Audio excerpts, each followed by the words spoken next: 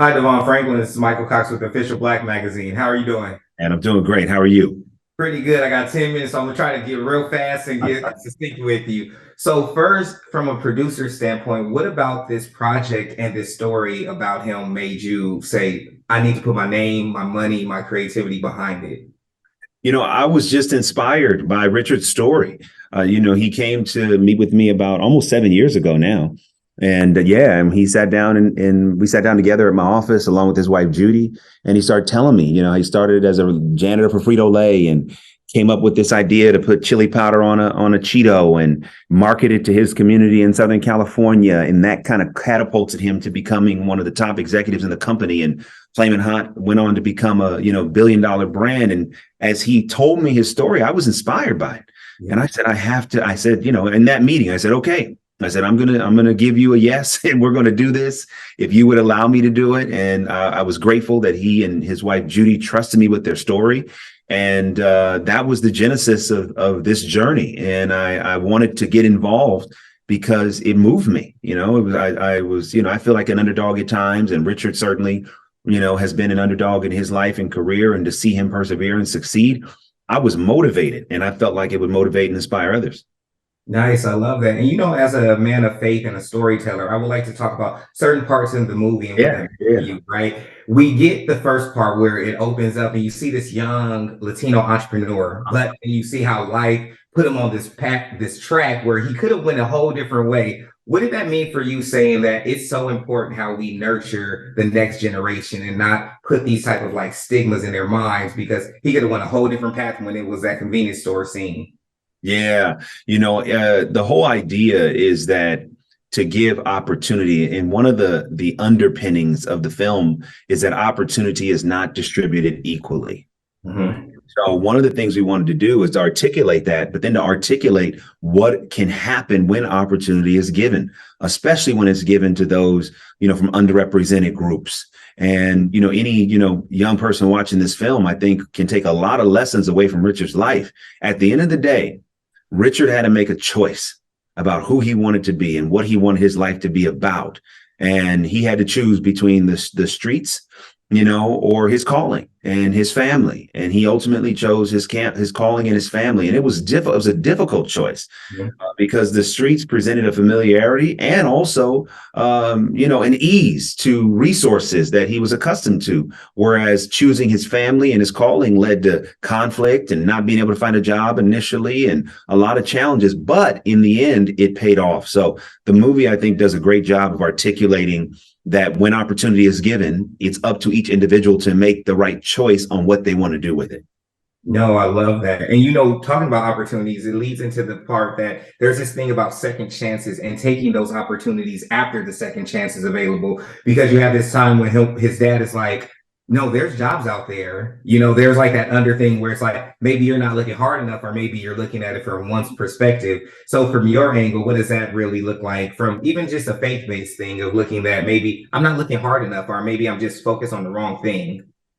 Yeah, I mean, I think when you talk about it from an angle of faith, going back to what the father was saying, I think that there is a temptation and a tendency when we have tried a certain thing to give up if it hasn't produced the result that we're aspiring for.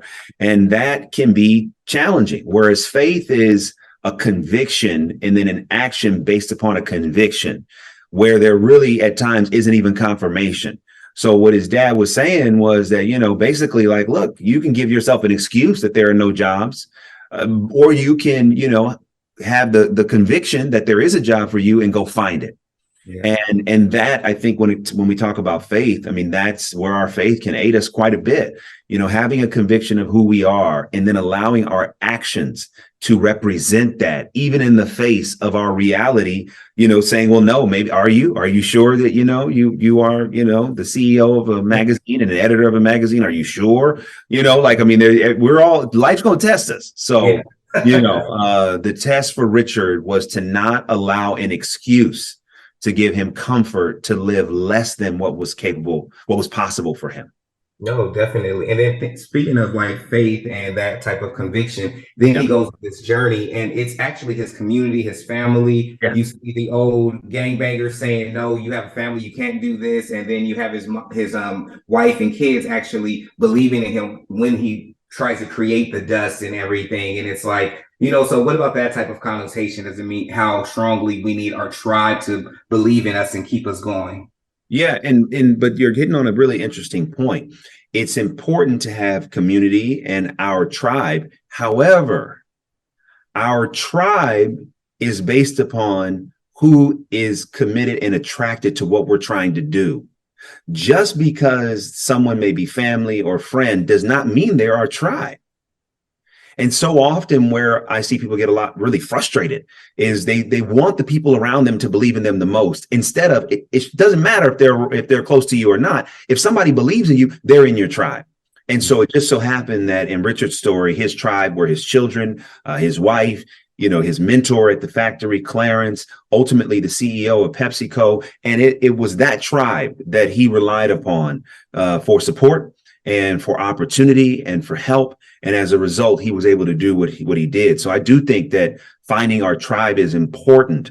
But if somebody doesn't catch your vision, don't get mad at them. They're just not part of your tribe, and that's okay. Find those that are, and those that are will support you as you find whose tribe you're in so that you can support someone else as well. Nice. I love that. 2 minutes left before we go. And the last question is at the end, it's this amazing story about that you are in charge of your own destiny. You're the one that rewrites your story how you want it to see. And just let me know your thoughts on that as just, yourself as an entrepreneur, as motivational speaker, as just everything.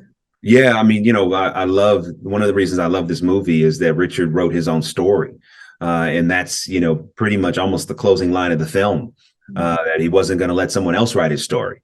And for me, that is, I am a storyteller, whether I'm telling stories behind the camera, in front of the camera, on a TV set or a pulpit, or on social media. That's what I do. I am a storyteller and I love story. And as it relates to my own story, I just resist the temptation to write something about myself that's just not true.